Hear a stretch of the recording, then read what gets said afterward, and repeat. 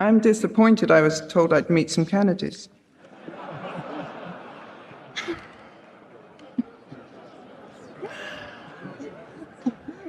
Really? You should know that among the British, being forced to watch a film in which people say how great you are is actually considered cruel and inhumane treatment. We are a people of the firm handshake. If we're feeling particularly effusive, we may say, well done, but that's generally followed by something like, you bastard, in case the recipient becomes inappropriately giddy. And I'm feeling very shaken, honestly. And I'm going to try and express why I feel so emotional about this award. And I'm going to try and do that quite briefly, because no one wants to hear from Nancy Pelosi more than I do. So, briefly then, on the top floor of my house in Edinburgh is a framed poster from Robert Kennedy's presidential run. And I bought it from a memorabilia store in DC during my first ever Harry Potter tour in the States. And I bought it, of course, because Robert Kennedy has been, since my teens, one of my greatest heroes. We overlapped on this earth for only 3 years, so I know him by his legacy and by the many biographies I've read. Robert Kennedy embodied everything I most admire in a human being. He was morally and physically courageous, and like Churchill, I believe that courage is the foremost of the virtues because it guarantees all the others. He looked beyond the invisible but powerful boundaries that can insulate people of privilege from the rest of the world. And he looked into those dark corners where poverty and discrimination and injustice breed. He was a man of both empathy and action, and he brought about real change, and he continues to inspire people beyond the boundaries of his own country, and I'm not sure we can ask much more of any politician or indeed any human being. Having said all of that, I do understand the very human desire not to go poking into too many dark corners. As you've just seen on the film, I experienced that feeling myself when I saw a picture of a small child screaming through wire in a British newspaper, and I went to turn the page.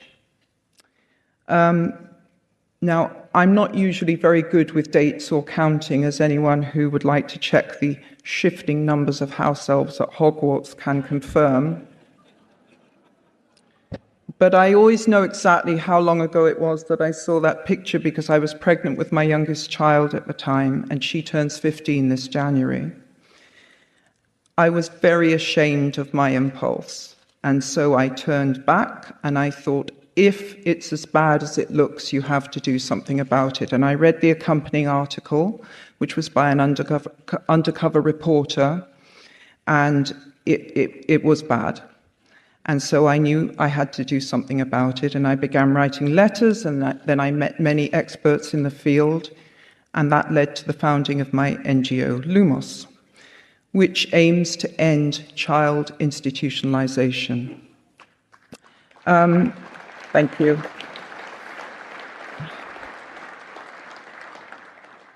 I think it isn't widely enough understood, as Roger said on the film, that 80% of the children living in so-called orphanages worldwide have at least one living parent. Research shows us that even well-run institutions have catastrophic effects on child health and development. Statistics show us that 1 in 5 will have a criminal record, 1 in 7 will enter the sex trade, and 1 in 10 will kill themselves. We know that many institutions are hotbeds of abuse, and we understand that parents are pressured and sometimes even tricked into giving up their children on the promise of food, healthcare, and education that they know isn't available anywhere else in their communities. Now, I've often been asked why this issue, and my answer is there are few people on earth more vulnerable than a child who has been taken from their family and hidden from mainstream society. I've now met children with attachment disorders so severe that they will crawl into the lap of any stranger who smiles at them. I've seen profoundly ill children lying 3 in a bed with minimal human contact and no stimulation.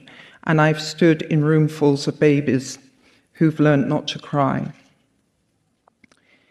Now, there is good news, believe it or not, and the good news is that this is an entirely man-made problem and we can fix it.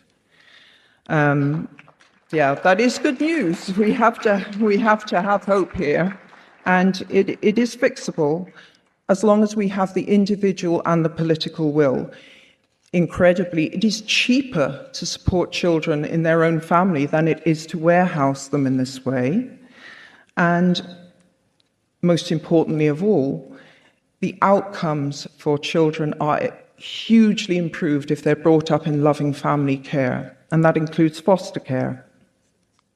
And we can all make small changes to bring about that outcome by making sure we never donate to so-called orphanages and we don't volunteer in them.